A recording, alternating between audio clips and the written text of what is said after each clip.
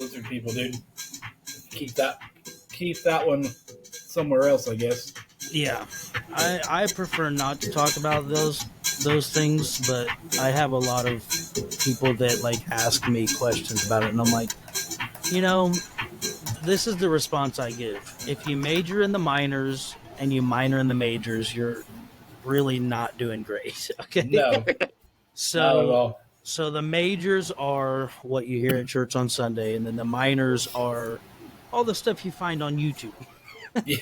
That are all the really crazy wild guys that all have they have a mullet and a cutoff T-shirt, and they're praising Donald Trump for being their creator. So yeah, if you're into those guys, check yourself before you wreck yourself. No joke. All right, well, it's a real thing, Tyler. Don't give me that face. Yep. Tyler's over there just nonchalantly making faces. Yeah, that's all right. He can if you want to see. He's on camera, and we are already recording, so he make all the faces he wants. So my face. All right. So today is August 22nd, and I remembered to check the date before we started the day. That's good. Congratulations. I'm glad you. All the time. You should probably introduce Leo. I will hear in a second. Yep. Oh. So congratulations. Spoiled it. There you go. In the morning, I'm leaving out for Ohio for the men's conference that's over there. So cool. I got pancakes. Huh? Those straight please. Continue. Okay. It's waffles, not pancakes. Anyway. So, I would know. Yes. That's why it threw me off, because you made the wrong reference. Oh, God. Wow. So my wife and kids have been running around for the last 2 days doing, do the roar, do the roar. The new Shrek. I'm confused. You got the little baby ones yelling at Shrek to do the roar. Oh, I gotcha. That's what they've been running around doing the last couple of days. That's an interesting time. Yeah, it is. It's always fun. So, August 22nd. I'm going to attempt to get up early in the morning and get this edited. We'll see. I don't do a whole lot of editing, so it's not really that hard. The most consuming portion of it is the export and the upload. So, we'll see what happens there. The export on a longer video takes a little bit. Yeah, we'll see what happens. Hey, we got a lot of content and we gained several followers. Speaking of that, we just looked at this stuff right before we started this, and we are 77% non-subscribed people watching our channel. Yeah. So, if you feel so inclined to, please subscribe. I'm not going to ask all the time, but this once we're going to today. I'm pretty sure my mom is subscribed. So, thank you, Alice's mom. Yep. Yeah. Debbie, your mom and your wife are both following the Facebook page, so that is true. If my wife was subscribed, you do what I did and get on her phone and subscribe her to it. Oh, that's great. So I personally did not do that to Elizabeth. I didn't ask her to, and my mom also probably is watching to see if I'm going to say dumb stuff. So. Yes, fine. Mom. Yes, we're going to say dumb stuff. That's absolutely guaranteed. All right, so you're fired, Tyler. Yeah. Well, let the dumb stuff start. So first on the list is Elon Musk Lex Luthor. Figuratively or comic bookly? Well, he's not bald, so he can't. He's not bald. That is correct. So, but he's not yet. He's not bald yet. Yes. So, does he have the ability to turn into that supervillain, though? That's the question. I will put the argument that Jeff Bezos would be closer to Lex Luthor than Elon Musk. Okay. Well, he's got the ball, he's got the money, and he's got a space program. Musk Jeff has Bezos a space program does, too. Or Musk does? Yeah, Musk Jeff has. Jeff Bezos has a space program too. Blue Origin, right? I thought that. Yep. Is that what it's called? I didn't even know that. Yep. I didn't know that. Yeah. He learns something new each day there, Sonny. So, Good boy. I personally think there is a great potential for Elon Musk to become a supervillain. Oh, this little. And I've got a list of things here, so I don't. I'm going to go through those real quick. So, first one, he owns Neuralink. Those implants they put in people's heads. Helps them control things. Mm-hmm. That kind of thing. Yep. So, Yep. he now owns X.AI. So he has his own AI, Grok.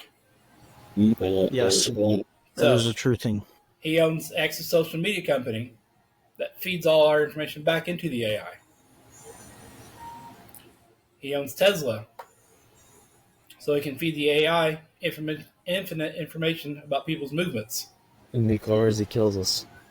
So he owns the satellites that have the internet that connects Neuralink to the AI to the car, which is used for surveillance.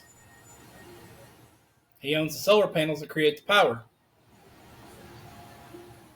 So Tesla charging stations have now become the standard across the entire country. So, little extra information. In China, he's agreed to let the government control whether someone's car can be charged or not. And that won't stop in China. So it's coming to a town near you. Right. So Suburbia America. So now here you have the turn to where the supervillain part can start. He was the darling child of the left until he dared to think for himself and question the agenda. And then recently, in an interview with Jordan B. Peterson, he said the woke mind virus killed his son and he must destroy it. Whoa. Where does this quest end? So in my mind, that's how someone will become a supervillain. As they get to that point, and then they don't stop. They get that power. They get they see what they can do, and then they just keep going. Mm-hmm. So now, what's your guys' thoughts on this? So, I actually watched an interview with Elon Musk. He was talking about the whole woke mind virus and all that kind of stuff, and he's basically talking. That's a lot of the reason that why he's decided to support Trump and try to push all this stuff forward, because of all the agenda of all the the far left, just all the stuff that they're talking about. Yeah, that's kind of what his son was allowed, hormone drugs and all this other stuff without his consent. Yep, and that's what ended up happening. Is he ended up committing suicide because of. Well, the last thing I seen, that kid was not dead, but he's lost him and he's not talking to him anymore. Maybe he is dead. I don't know. I thought he said he was dead. It may be a figuratively dead. Yeah, he did it off. That's a thing. I don't know. Personally, I think that I don't know if we're going here yet, but the chip in the brain, that's a pretty scary topic. Considering, do you have full control of your own faculties, and can you make your own decisions, and it just be like, hey, I'm here to help you type of things, or is it actually, hey, listen, you're going to do exactly as I tell you to do, and we're like, you guys remember the first SpongeBob movie where Plankton gave out chum buckets with every meal, and then for some reason people thought it was a great idea to put the chum bucket on their head, and then they were all being controlled by Plankton. Is Elon Musk like Plankton? Because that's kind of the same deal, right, as Lex Luthor. Yeah. And the real question is, who's going to be the Superman to his Lex Luthor? Right. Is anybody capable of it? I'm saying The Rock. Give him the people's elbow. If he gets out I don't know alive. about him. I don't know either, but it would be cool to see. I don't know. Speaking of that extra implant, so the Elon Musk actually posted himself that the second person has successfully received the implant. Scary. The very next ad after that, or post after that, was guess what he was doing with that implant? Any guesses? Building wars. Watering the grass. Playing Counter-Strike on his computer with it. That's interesting. Using his mind to play Counter-Strike on his computer. Allegedly, this guy has some type of disability. I'm not 100% sure what it is. But he's been able to use his mind to control the computer to design things to help him become more mobile and become better suited for things. But I had to research that part. The part that was automatically put out there was the fact that he went and started just immediately playing video games with it. Mm-hmm. Sure. I mean, yeah, we're going to paint video games in a bad light anyway, so. Yeah. Video games cause mass murders. Correct. I don't know how those two things correlate, but here we are. They all think it's a fantasy thing where people get to thinking they need to do that. It's a lot about desensitizing people. Like, you get used to seeing people die, and then seeing people die in real life isn't a big deal. And which reminds me, there's actually a phenomenon where basically, I can't remember exactly the wording for it, but basically, like in a big city like Chicago or New York City, if someone is having a heart attack and you stop to help them and you say, hey, someone call for help, everybody just keeps walking by or they have their phones out filming it because they don't think that they're somebody that needs to call 911. Right. So since I don't think I'm the somebody, whenever there's an event, stop, realize that, hey, they're talking to me. I need to help this person out. Even if there's 6 other people doing it, it's better to have someone say and take ownership and responsibility than to just walk by. So what they actually say is when someone is in trouble and you're there helping them, you have to call out features of a person. So like, hey, you in the Godzilla t-shirt, go over there and help them. You know what I mean? And then you'll be like, oh yeah, I have Godzilla on. And then, I need to turn on the brain. And then you turn it on and then you can exercise authority with the brain. Right. Well, there's a lot of people that you're so engrossed in their phones and everything else that's going on around them. You miss so much of the world. They don't have a clue what's actually going on in the real world. Yeah. Which is, back to you're using your brain implant to play video games. Right. But on the flip side, could the brain implant be used for, taking, like, military?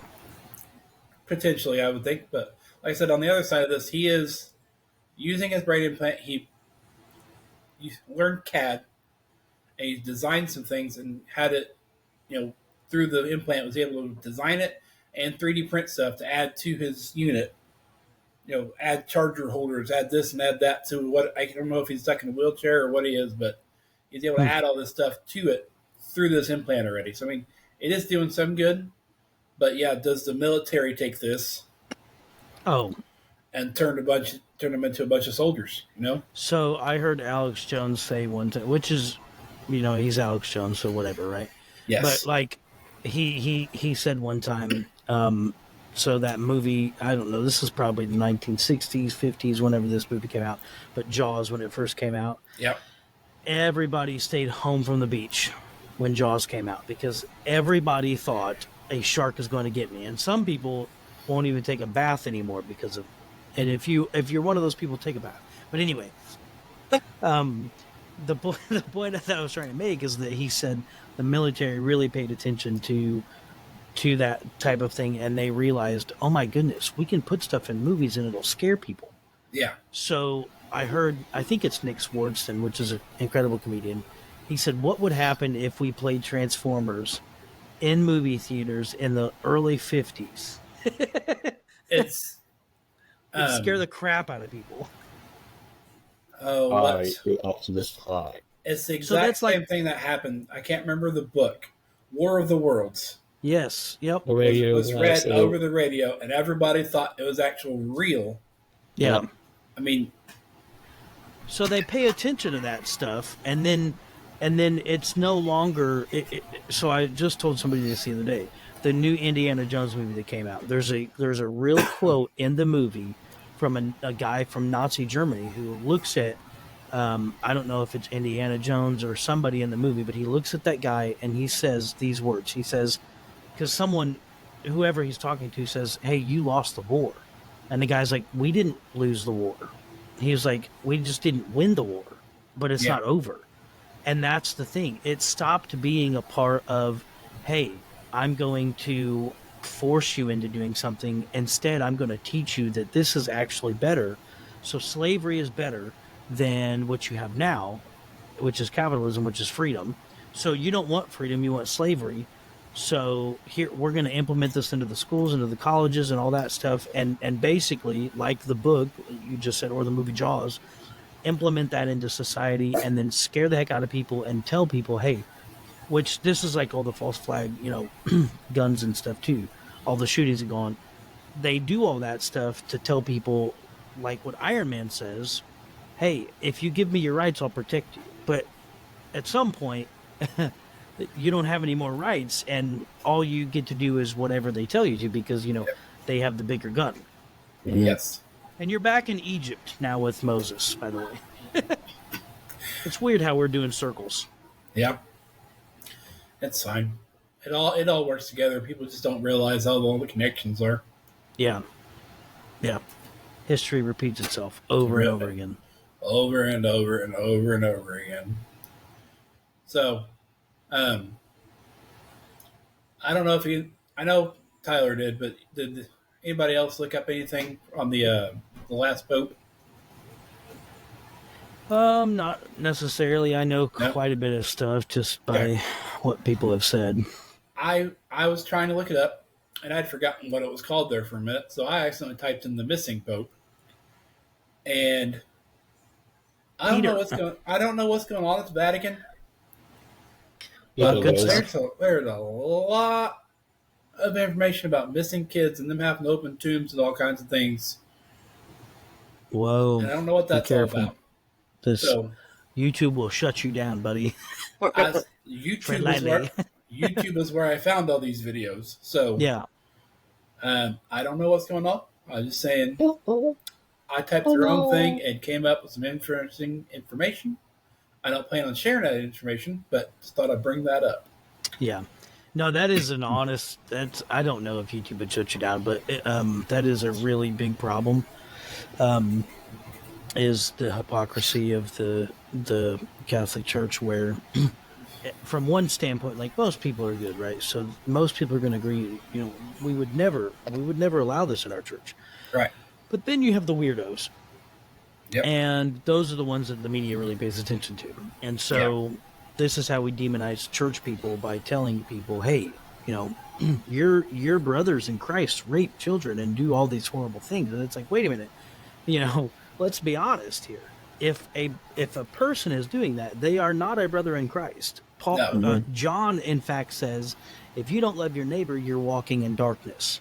Yeah. So, outline the word. You got to know the word in order to be able to combat the enemy, because the enemy's doing everything and anything he can, just like the government, to cause the people to have fear and more trust in them than in God. Yeah. Mm-hmm. So there you have it. Sorry, that has nothing to do with the last Pope, but take it away. All right. So, looking it up, so me and Tyler were comparing notes earlier today. They were pretty close from what we found on the different sources we had. So, St. Malachy had a vision of a biblical apocalypse. He was the first Irish saint to be canonized by a pope, and he was known to also have miracles associated with him. I know Tyler looked up and seen exactly what that was, but I didn't go into what they were. What was his name? Malachy. Malachy podcast. Okay, that's weird. It's into the Y, not an I. And the videos I was seeing said Malachy. It could go either way, truthfully. He is most famous today for his prophecy of the popes. In 1139, he was on his way to see the Pope and had a vision while climbing one of the 7 hills of Rome and fell into a trance and started spouting out loud in phrases. These phrases were descriptors of popes, and when he was done, depending on what source it has, there's either 100, there was 112 total phrases, 111 popes, and then the last pope would come in the end times. Pope Francis is technically number 112, the one that's there right now. So his predictions for 111 and 112 are interesting. He predicted that 111 would step down, which Pope Benedict did, and that the last pope was Jesuit, and I think he also said that he was supposed to be Roman. And looking up today, that side note that I was traveling down led me around to the fact that he is of Italian descent, of people that moved to Argentina. So he technically could be the Roman as well. The craziest part of all of it that I'd found is that inside St. Paul's Basilica, in your sanctuary, there's pictures of all the popes. Yeah. After St. Francis, there's only room for one more. You've got this whole great big huge room. Yeah. There's only room for one more picture on the wall. They're completely out of space. Mm-hmm. So, from the first pope to the middle, 422 years. From the middle to the end, 422 years. 2027 is the end of that 422 years. I know I've seen several other things, people predicting the end of the world in 2027. With everything going on in Israel,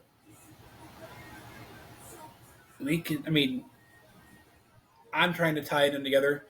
2027 kind of almost seems like it could be true. Yeah. If everything with Israel that they've got in place takes off soon, 100% 2027 could be a big year, and the end times could start definitely by 2027, in my mind. But also, they could start tomorrow. There's no real way to know it. Yeah, Sure. It's worth pointing out that with the prophecy last quote, that it's meant to be the final bit of the hope on being needed. Yeah. So it talks in the prophecy about how everything is supposed to be destroyed, and burned down.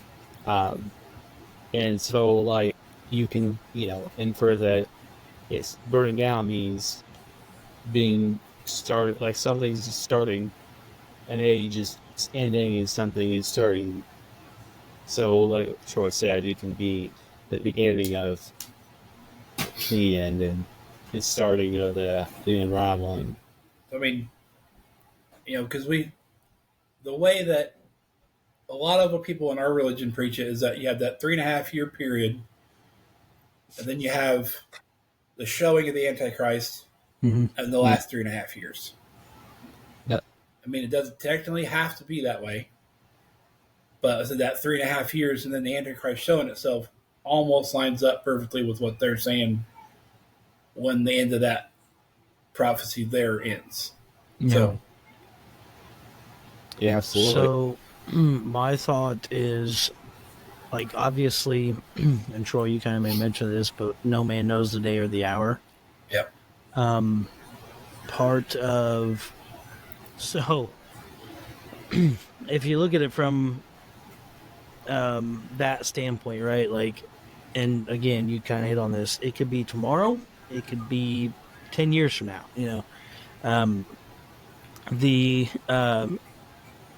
That's super interesting that the last pope is like supposed to symbolize like, hey, there's no need for this anymore. We're moving from this age into the next stage, Well, which would. And also, what? Sorry, the one No, other no, thing no. Go ahead, go ahead. the one thing that I did also mention is also heavily implied that the last pope would be the Antichrist. So Yeah. if we're filtering and veering towards, one world kind of religion, or someone who's going to raise himself and be like this this entity that's going to show himself to be somewhat of a Christ figure, Yeah. and it's going to fool people, then that would all really make people think, oh, well, we don't need the Pope. Yeah. You're going to have people that's going to do away with this way of doctrine, and they're going to return to the one that looks and is able to perform and show himself like Christ. Mm-hmm. Yeah, no, I do find that, without trying to give too much away, because we are going to talk about this later, but considering where Israel is in the moment, like I have previously mentioned, we're like 1 6-day war away from Israel being able to completely take both the Dome of the Rock and the mosque off of the Temple Mount completely, and then they already have the red heifers, so they're good to go on that side. All they have to do is burn the red heifers, get the Dome of the Rock and the mosque off, and then we're a go for a prefab temple, which should take approximately 9 months to a year to build, right?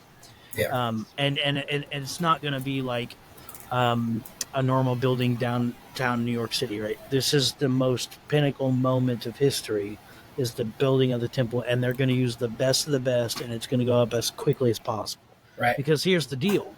The Arab nations of the world are still wanting to destroy Israel, right? Yes. Even till now. So there has to be some type of individual that comes in that signs a treaty of peace that says, wait a minute, let's not do that. Now, the question is the temple built before that 3.5 years of peace, or after, or even maybe during? I personally think it's going to be built before. Yeah. Because, so obviously, as the temple's built, there's the resuming of animal sacrifices, which is going to tick a lot of people off, because we have a lot of people who love animals. Yes. Nothing wrong with that, right? But they're going to be mad because Israel, when David brought the Ark of the Covenant back into Israel, after he stops the Ark at Obed-Edom's house, and then he goes back and he figures out how to bring it into the city of Jerusalem, every 6 paces that he makes, he slaughters an animal.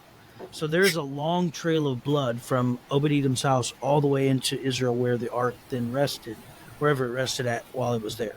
Yeah. So if you don't think that's going to happen now, be very aware that there's going to be a lot of bloodshed because of the temple being erected one more time. Now, it will be more like one of those wonders of the world, and so there will be a lot of people happy about it. Obviously, there's going to be a lot of people upset about it, and there's going to be people in between.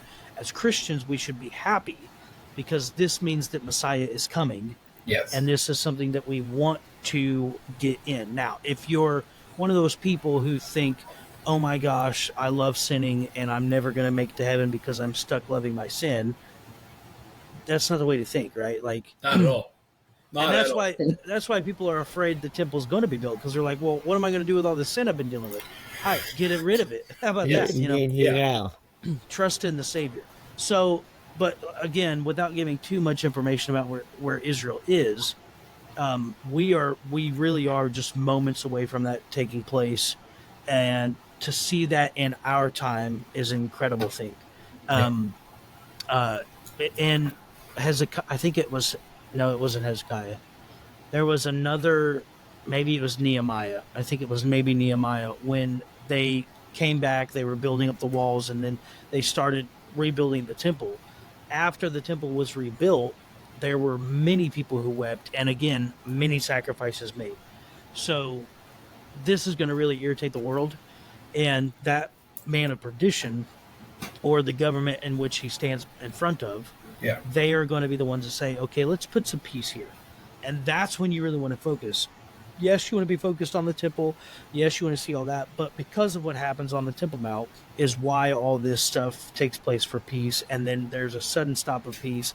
And then you move into that 3.5 years of tribulation. Now, the interesting thing is that the reason why there's so much turmoil in the Middle East right now is, yes, everybody hates Israel. Like, Israel's not really done great. They've kind of pushed everybody, and they're like the little brother that pokes you and pokes you and pokes you and pokes you, and then you get mad and then you want to fight. But then they've been fighting like for forever, right? Yeah. So Israel's not really doing great as far as that goes. But for the most part, they haven't really. I mean, most of their citizens are pretty peaceful, but they do still kind of poke. You know what I mean? But the world knew that those red heifers that came from Texas got flown over to Israel, and so all Arab nations know about the red heifers, and they're upset because they understand that the God of Israel is a real God. You know what I mean? And he's not like the Allah or Buddha or any other god that doesn't respond. When the God of Israel is asked and called upon by the people of Israel, the God of Israel responds. And you can just go back to the 6-day war and look at that. You know what I mean? There was a great angel standing over the nation of Israel, flicking off nuclear rockets as they were flown into the land. You know what I mean? Yep. And again, you can pretend and say, well, the Iron Dome does that. And yeah, that's fine.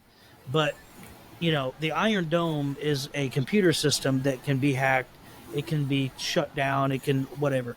Yeah. If that thing is always running, granted, yeah, everything should be working perfectly and, you know, whatever. But if you think you look at it with your spiritual eyes, it's the hand of God covering the nation. It is. Because it wouldn't take much for them to hack that and then bomb the crap out of Israel, and they would be gone. You know. So anyway, those are my thoughts on the Pope, and then kind of what Israel's going through at this moment. The Pope is just kind of solidifying everything and coming in and basically being that false prophetic individual that really gets behind the man of sin. Yeah. Who is the man of sin? I have no idea. I'm going to argue. I've heard some people argue that he's going to be of Arab descent. I don't know that that's true. I personally think he'll either be Roman or Greek, because I guess this is a great time to bring this up, but I'll try to be quick about it. Go for it. In the book of Maccabees 1 and 2, this is the last name of the Jewish family that kind of starts the revolt in Israel. What happens is there's a Greek emperor by the name of Antiochus III, Antiochus Epiphanes, and he goes into the land of Israel. He desecrates the temple. He erects just listen to this from a Christian perspective. He goes into the temple. He desecrates the temple. He slaughters a swine or a pig on the altar, the Jewish altar, which is unclean. Then he erects a statue of Zeus on the Temple Mount in the outer court area or inner court area, wherever it was. And then he goes into the Holy of Holies and sits on the throne and claims to be God. Like, this is exactly what David said, or not David, Daniel said was going to happen. Yeah. And so when Jesus is pointing back at Daniel and he says something about the abomination of desolation, a lot of people in church don't really know what that means. That is the slaughtering of the unclean animal on the Jewish altar. That's what the abomination is. And then not only that, but it's also claiming to be God, right? So he said, when you see it standing where it ought not, which is in the holy place, then you know it's go time, right? Like, this is the time to be frightened. I personally think he'll be either Greek or Roman. There are a lot of obvious ideas out there. I've heard some rabbis even claim that he might be of, which I'm not opposing this view at all, but that he might even be of Arab descent. And that would make a lot of sense for the peace between the Arabs and the Israelis. Yeah. He would have to kind of be of Arab descent.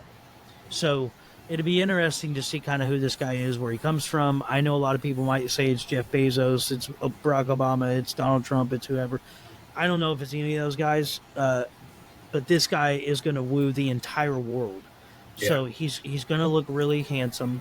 He's going to have a lot of money and a lot of power, and he's going to almost appear as though he's creating and doing miracles. Yep. And then alongside him comes that last pope.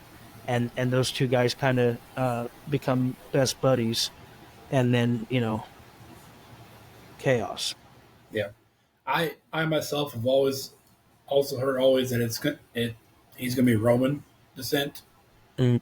I think I heard at one point in time somebody said possibly German descent.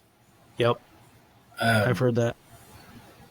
Germany and Russia and that whole area are going to play a heavy part in all this. Yeah. Yeah, I mean, I've always heard most likely Roman, but then it seems to be recently there's more of a push towards Arab. Mm-hmm. That seems to be kind of what's coming in more and more recently.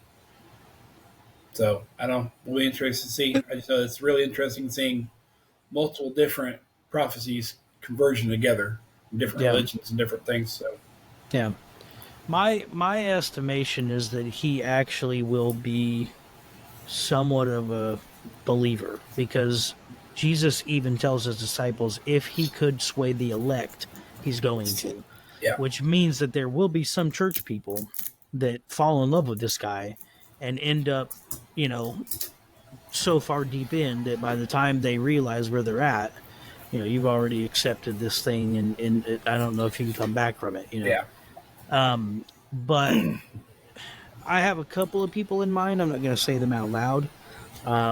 One of them is not really a political figure at all, but I've been kind of really paying attention to him because of some roles that he plays in the social world. And then there are a couple of politicians that you kind of really want to look at. I always try to look at the royal family as well. But the reason why I say I think he has that Christian identity is simply because he goes to the Temple Mount to sacrifice. If you're a person of Christian descent, typically a Christian would not actually go to the temple and sacrifice. And the reason is because we know Christ is the final sacrifice for the sin offering.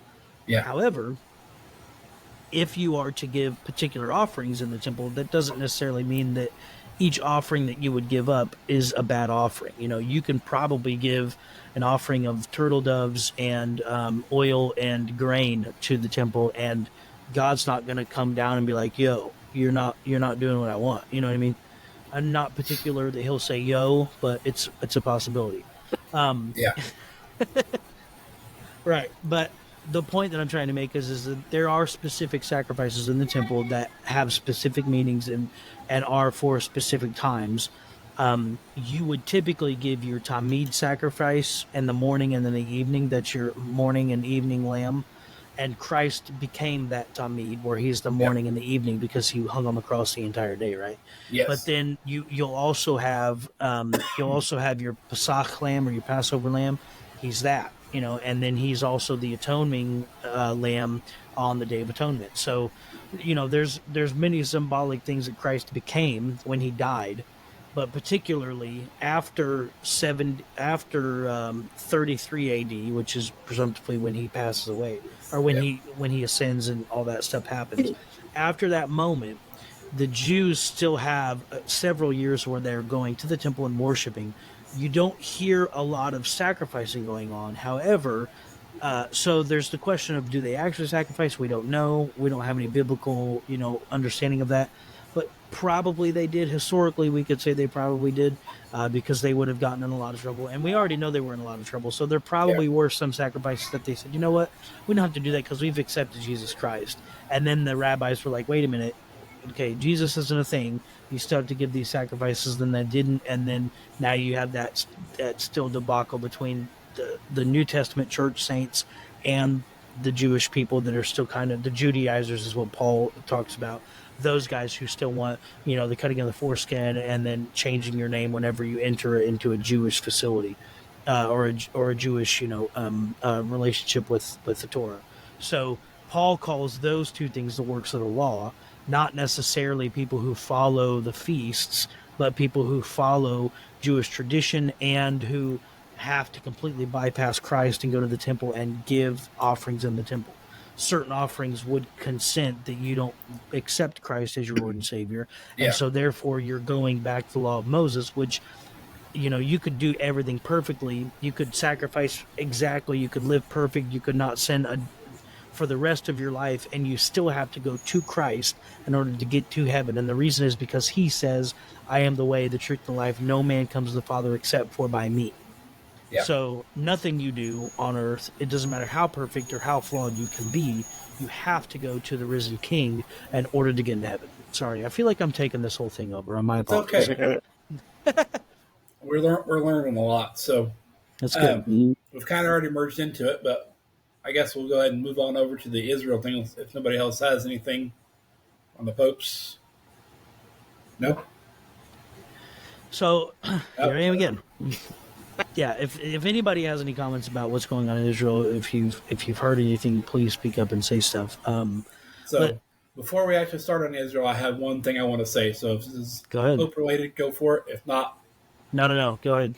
Okay, so a lot of people I've seen. I don't know if you guys saw the whole Daily Wire debacle where Candace Owens and Ben Shapiro had their little spat back and forth. It was all over funding Israel, and why the United States should support them. There was that whole thing. Why should Christians care? Currently, last October last year, there was a $100 billion, what are we going to call this? Payment. I don't know how to describe it. That was split between Israel and Ukraine. Mm-hmm. We're giving them funding, defense funding, because of the wars that were going on. But what's worse, because at the same time, we're giving $87 million a week to the Taliban.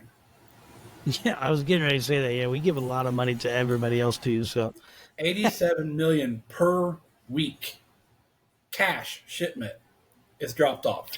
That's why your groceries are so expensive. I mean, there's but why? A lot of people are upset that we gave money to Israel, but there is a reason that I believe we should. You have the book of Genesis, verse 12, or chapter 12. Now the Lord said unto Abram, Get thee out of thy country, and from thy kindred, and from thy father's house, unto a land that I will show thee. I will make of thee a great nation. I will bless thee, and make thy name great, and thou shalt be a blessing. And I will bless them that bless thee, and curse them that curse thee. Mm-hmm. And all the families of the earth shall be blessed. So, right there, that is, we are not necessarily supposed to, but it is greatly in our benefit to keep God's chosen people and chosen land in mind. Amen. Israel as a country, physically, the land itself, may or may not be the exact dimensions and all that thing that it was at that point in time. It's more about the people. We should keep them in our prayers. We should keep them in our thoughts. The whole crisis king thing that they are kicking back and forth, trying to say that it's the same God. Mm-hmm. And that's the part that I don't understand, is they were fighting back and forth on which God was better, and it's the same God. Mm-hmm. So, that's just one thing they need to keep in mind, is that it's the same God us and Jews worship. Yes. Yeah. So, with that, I guess now we'll go ahead and move into what's actually going on over there. I'm going to look up something real quick. I got some side notes, some side tracks. For some dumb reason, everything I look up, you noticed this earlier today on my notes, goes back to World War II and Nazi Germany. There's a reason for that. I don't know what my fascination is about that, so I can probably do an hour and a half on that myself later on down the road. It's not what we're doing today. So, Alex, what is going on in Israel at the moment? Well, there's a what the heck was that? That was your theme song for the Tyler drowning on air. That was your news headlines for today in Israel. Yeah, we should get some, sounds for that stuff. But anyway, so That was your obviously, channel. yeah, that wasn't a great sound. Well, that's It wasn't even a joyful noise. It's more of an unjoyful noise. That's it. I'm playing with the book. Oh my gosh! Don't do that right now. Let's do it at the end. Do it at the end. But anyway, so obviously a lot's going on, right? And again, this has to do a lot with end time prophecy, and then so currently where Israel is we're kind of waiting. We kind of are waiting, and we're kind of not waiting to see the threats that Iran is making towards Israel. Are they actual threats, or are they just it's like a bully on the playground? I'm going to hit you, but nobody ever throws the punch, right? Right. So, but at the same time, Hezbollah is still shooting rockets. Hamas is still shooting rockets, and the Houthis are still shooting rockets towards Israel on a daily basis. There's probably hundreds, if not thousands, of rockets being shot at Israel at any given time. Yes. Most of the time while we're sleeping. But even they are halfway around the world, so our time is off. So yes, us sleeping would be. Yeah. Yeah, and even at night, like they're still always shooting rockets. I mean, it's a barrage of just, you walk outside and you're like, oh, hey, there's another rocket. Like we see stars at night, they're seeing rockets, right? No, I'm kidding. Anyway, so that's like the major issue. That's really what we're waiting on. Monday of last week, the U.S. government was teetering on, is Iran going to do something? And then the whole week went by. Iran pretty much didn't do much. They're just allowing. So they're basically by proxy firing rockets at Israel through these three guys, right? Through Hezbollah, the Houthis, and then Hamas, yeah, the 3H guys. So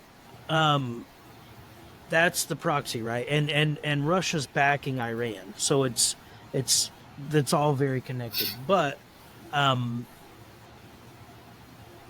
all that accumulating together has caused some obvious problems for Israel, right? And so one major event that happened, and I believe it was the Monday before last Monday, so that was the 9th of Av, which was an important Jewish holiday for them. They basically they mourn the destruction of the temple in 70 AD, the second, which was the second temple, the first temple in Jerusalem. A lot of the diasporas where Israel was kicked out of the land of Israel happens around the time of the 9th of Av, and so the Jews are in a lot of mourning during this time. Yeah. And so everybody thought, oh, hey, the 9th of Av, Israel or Iran is going to bomb the crap out of Israel, because it's the 9th of Av. However, that didn't actually happen. So, I mean, yes, there were rockets fired, of course, but like this is just normal everyday stuff, right? So really that's kind of what we're waiting on. But the U.S. is also kind of the other bully on the playground. Like, bro, if you hit them, I'm gonna hit you. Yeah. So and then you have China and Russia telling the U.S., hey, if you hit them, we're gonna hit you. So everybody's like saying you're like at a Mexican standoff almost at this point, right? Like Israel and the U.S. are tired of dealing with Hamas and the way that they're doing things, and Israel's really not necessarily listening to the U.S. because the U.S. is kind of taking a more of a neutral standpoint, obviously because of our leadership. They're taking more of a neutral standpoint, and they are saying, hey, let's calm down, Israel. We understand that these people attacked your people, but it's only like 100 people, right? So like 100 people don't really matter. Well, in the eyes of God, 100 people always matter. Yes. And that's a problem. So Israel's kind of not listening, but at the same time kind of listening. And then China and Russia are very just closely watching the way the U.S. kind of takes care of things. The U.S. sent a week ago, probably Thursday a week ago, they had a unnamed submarine warship heading towards the Gulf of Aqaba, and which is the Red Sea, that little area, to where they could kind of like use aid to help Israel if they were bombarded by an attack. Yeah. So there's a lot of American forces in Israel right now, kind of still protecting Israel, which is a great thing. The interesting thing is this probably it could be one of the last times that we see America protect Israel, depending on how our election goes this year, and depending on, if we end up as slaves or however that thing's going to go down in the U.S. Yeah. On that note, just real quick, if I could interject, I could interject this entire time. I have people who are in the Navy, and I get a little bit, a small little bit of different things, and I know they have moved people from the East Coast and over to California. So those, I know for one family that was of ours, they got orders to relocate. A higher officer, he got moved over from Chicago to California, and then one of our friends, he got orders to go from his town to California as well. So they're moving people personnel from places to over the other side. Which, in my mind, it don't make sense, but maybe it's a better place to do the defensive maneuver things from there. I don't know. Yeah. Well, I mean, it's completely unrelated. I think on the moving those to the West Coast. I saw it in the news. It's not pertaining to what we're talking about, but China has been going out to some of these barrier islands that are out in the ocean that Japan controlled in World War II, and have been striking deals and have been moving out further and further and further and setting up remote bases out in the Pacific. That's been a problem for many years. So it's really picked up recently. Yeah, because those same friends that moved from Chicago, he was stationed over in Japan for 2 years or a year, something like that. Mm-hmm. Yeah. And then my other friend Jared, he was also over there, and they were keeping an eye on China because they were building temporary islands in the ocean over there. Yes. So, okay. So watch love on China, because I was like, maybe this has a connection to this whole thing, but I thought, well, that's really kind of the opposite direction I would be sending troops. Right. Naval people, if I was going to keep an eye on Israel, I would be going the other direction. Yeah. And that's really the only bad thing about our location is that we've got to watch both directions at all times. Yeah. Mm-hmm. So we have more allies to the east than we do to the west at the moment. But yeah, you got that whole, like I said, China's building the islands, and they're also taking over a lot of the islands that Japan had already controlled and that we took from them. So one good thing is the Japanese love us. I don't know why, but they love us. Well, they had at one point. Yeah. Anyway, so not to trail off too far back, but I think indirectly it has a lot to do with it, because China isn't just watching Israel and along with Russia, they're also watching the U.S.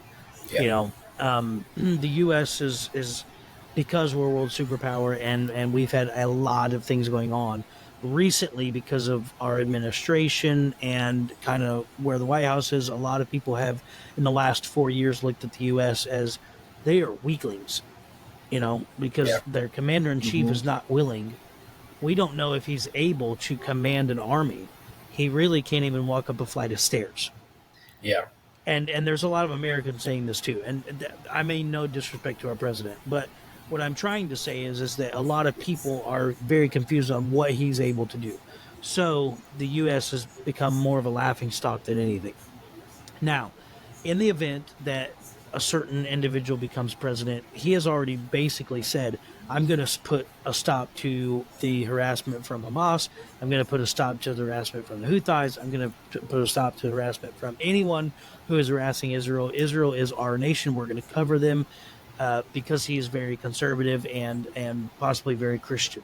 So that's what you can at least expect that to happen if that administration ever is possible to come back into play. I don't know that that's going to happen, but hey, there's always that chance. The other administration, just expect the same stuff, right?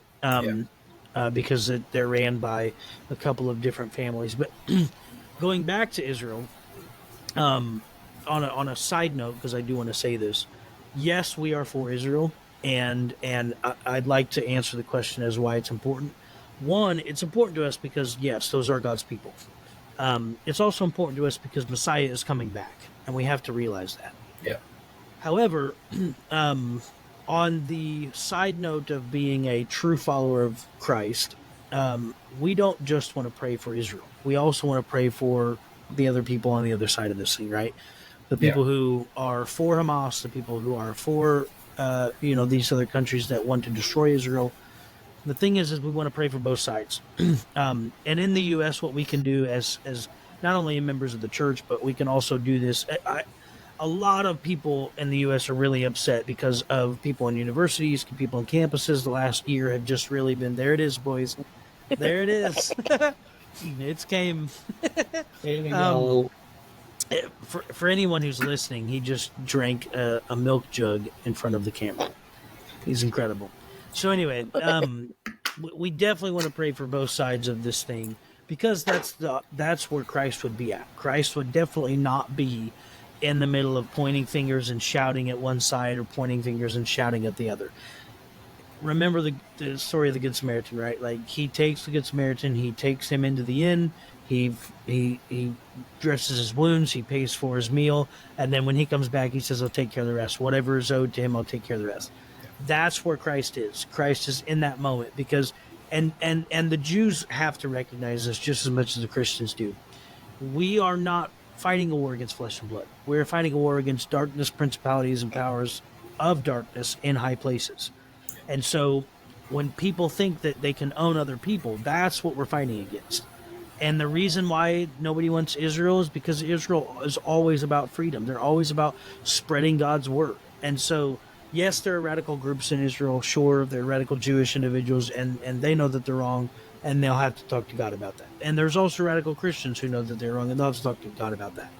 But we have to still love and serve humanity. And that's the main thing, is seeing humans for what they are. They're humans. They have families. Their people love them. I don't want to fight against them with guns and swords and spears and all that stuff. I want to fight for them on my knees in prayer. And I'm praying, Lord, change their heart to see your will, not my will. And that's the problem. That's the problem in our nation. That's a problem across the globe, right? So I definitely want to just throw that little thing in there. But to kind of wrap things up, going forward, I do see Israel having a lot of major conflicts. The reason is because we have to get this temple built.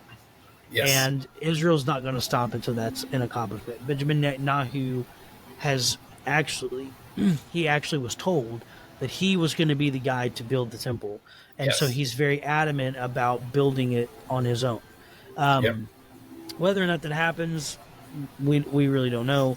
Again, it could be 20 years from now. It could be next year. It could be 5 days. And I think really that's what the world is concerned about. The world is concerned because the last 6-day war, what happened was Israel didn't have a whole lot of control of the Temple Mount. They had control in Jerusalem, not on the Temple Mount.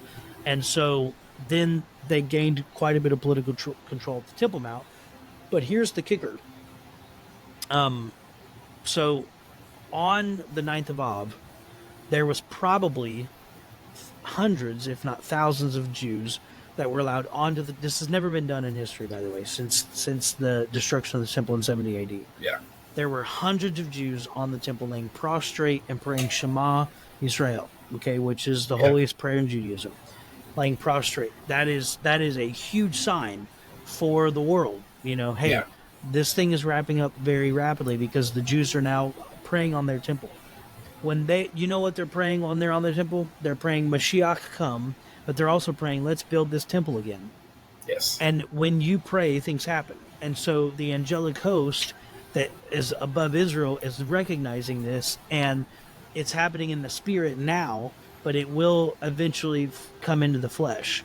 So we're going to see the temple manifest because people are praying for this. Thousands of people across, millions of people across the globe are praying for this. But the main thing is that we know that, yes, we want to pray for the temple, but the reason we want to pray for the temple is so that way the light of the gospel, the light of Messiah, will reach the far regions of the planet, right? And that all people will be saved. Because we're not against flesh and blood. We're not against black people, white people, Hispanic people, Chinese people, all that stuff. We're simply against darkness and not against humanity. And that's the huge takeaway for where Israel is. Israel has to recognize that as well, because again, in a war, you got guns and you're shooting people because bad things are happening. But really what we should be doing is praying for them first. And as the guys at the Dynasty say, if you break into my house, I'll give you one chance. You either get a Bible study or you're getting a bullet. One of the two. So that's probably where Israel should stand at this moment. Bible study or bullet. You choose. Yeah. Oh, man. No, I mean, there's just... It's trying to think of everything, It's just... It could be so close. And that's the thing that a lot of people don't understand. Like we've been saying, it could be any day now. Absolutely. The only thing that really has to happen is that 6-day war before they can build their temple. They've already got the purification altar built. Yep. So they can purify their priests to build the temple. Yep. They've already selected priests. Yeah. The controlling factor of the Temple Mount is the parties that control Israel. I mean, so basically, I think the main reason why we haven't seen these mosques be removed is simply because they understand, hey, we're going to have a huge problem on our hands if we just go tearing buildings down, because that's one of the third holiest sites of Islam. Yeah. But the question also remains is, are we going to build the temple in Israel? Will it go back to Shiloh? Is it actually in the city of David? Where's the temple supposed to be at? Yeah. And that's the other thing, is finding out the exact location of where Abraham and Isaac did their sacrifice, and then we place the temple there. And so a lot of people obviously are arguing it's on the Temple Mount. Some people think it's a little bit farther south. Some people think it's even in the city of David. Some people will say it doesn't really matter where the temple is. So there's a lot. This is how it could be 10 years, 20 years from now. You know what I mean? Or it could be tomorrow, because everybody just automatically says, you know what? We're going to all agree it's going to go here, Yep. Which is highly unlikely, but still, it's a possibility. I don't see them agreeing on anything, but I mean, it's like I said, it's going to go up fairly quick once they finally do get it going. Yes. Everything is already prefabricated. All the stones are already cut to the perfect exact size. All the boards and everything are supposed to be cut to the exact same size. The exact size you need. It's 100% ready to be put together. Mm-hmm. And something else interesting, I learned here a couple years ago. The cornerstones for that building were cut out of quarries right here in Indiana. Wow. So it's Indiana limestone. The same limestone that built the Empire State Building. Yeah. Is what they pulled to build the cornerstones for that new temple. That's crazy. So Indiana, you're doing your part. We're doing our There's part. more than just corn in Indiana. There's a lot of rock. And that's limestone and crystal meth rocks. So that's rocks. Yeah. Mm-hmm. That's Indiana for you, buddy. Yeah. We're doing great. So last thing I threw it in the chat earlier that we might talk about this, we might not. It hasn't come to fruition yet, but allegedly Friday, RFK is going to be in Phoenix. I guess it'll be tomorrow. Going to be in Phoenix. Yes. Trump's also going to be in Phoenix tomorrow.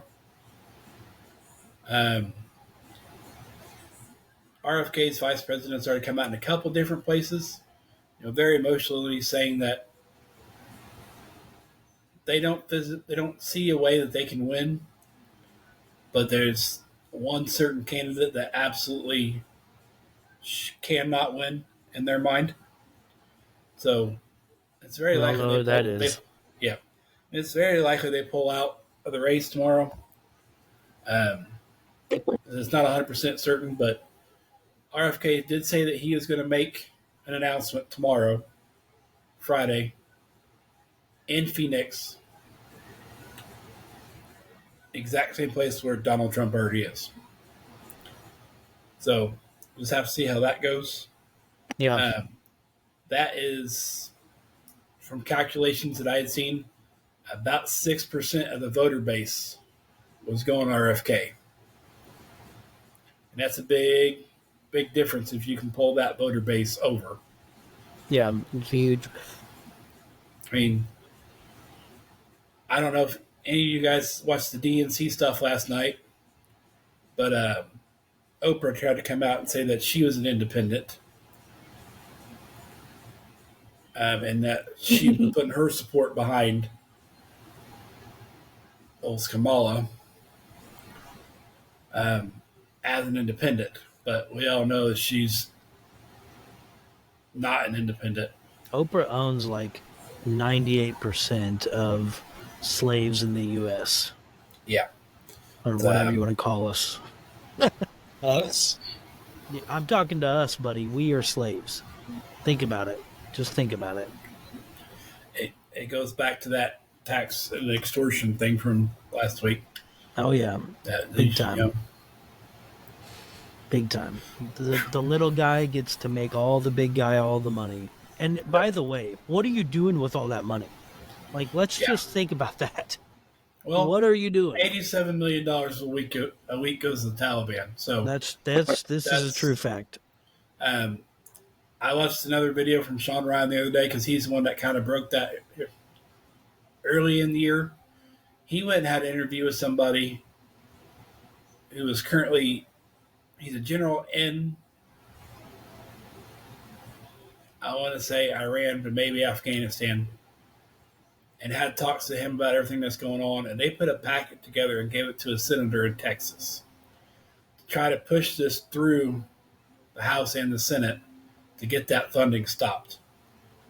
So, I mean, people are trying to let everybody in the government know, hey, we are giving money to our enemies, and not just a little, a lot.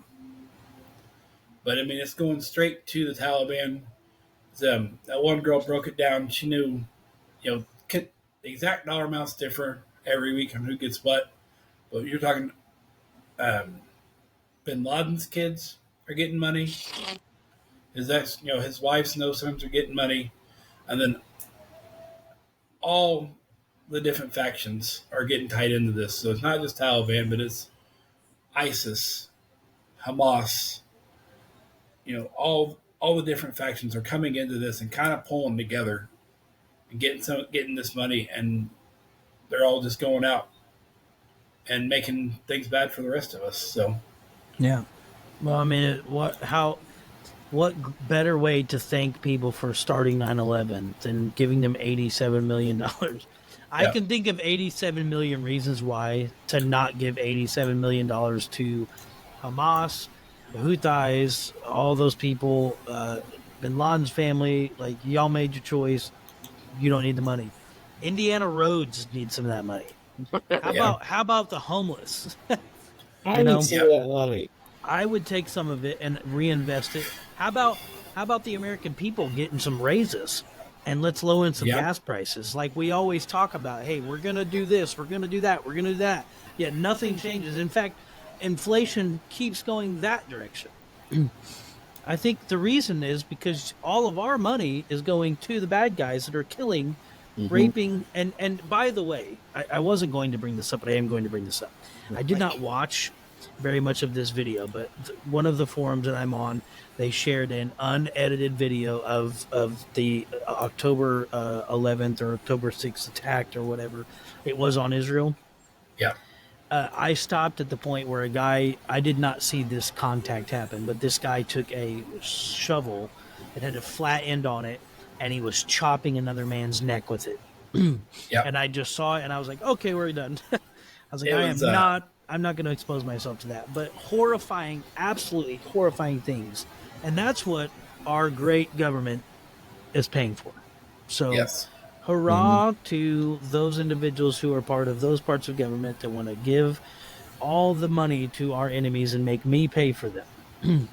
Welcome. You're welcome for your parties.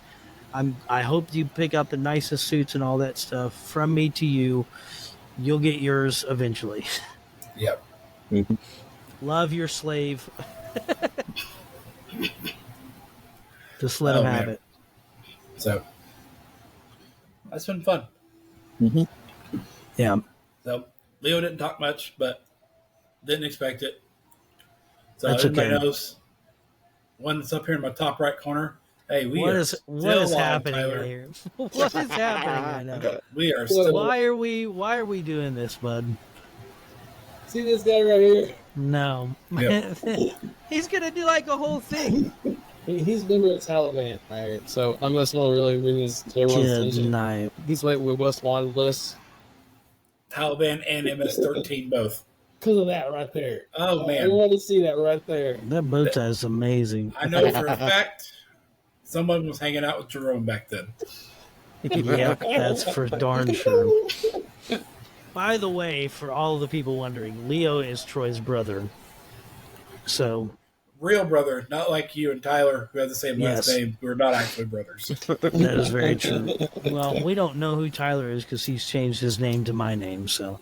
Yep. Well, you also call yourself Mario at the moment, so. Well, Tyler has also called me Mario, so. Yeah. I would not be surprised if the picture comes up very soon of me as Mario, because he doctored a whole photo of me as Mario once. That's awesome. And he has this part in the Lake of Fire. I didn't doctor it up. You're the one who wore your red shirt. Bro, and I was overalls. moving that day. You know what? I had to get her done. And you Chicken were run. stomping on turtles, and you saved the princess. So there's a one-on-one work together. Good night. Wow. That's weird. I had a red shirt on. I wore overalls. I was not very prepared. My brother came into my house, throwing my stuff around. Weird. I was unprepared. My brother said, I was like, hey, show up around like 2. He shows up at like 10 and just starts throwing stuff into the back of this moving truck.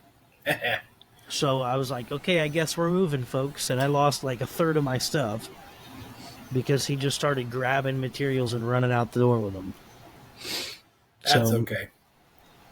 Moral of the story, don't let my brother move you. How about that? Don't let his brother move you.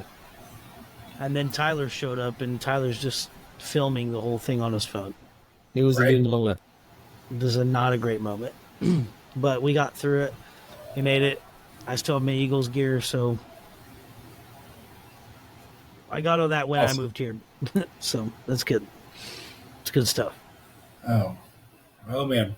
So hopefully Tyler's video is not messed up because he's not showing audio coming across at the moment. So What? I can hear you. It's just not showing you on the computer screen. I can see him perfectly fine. He's as ugly as he was before. I mean, I can see his camera, but on the side over here, it's not showing him. So Oh, That's interesting. I don't know.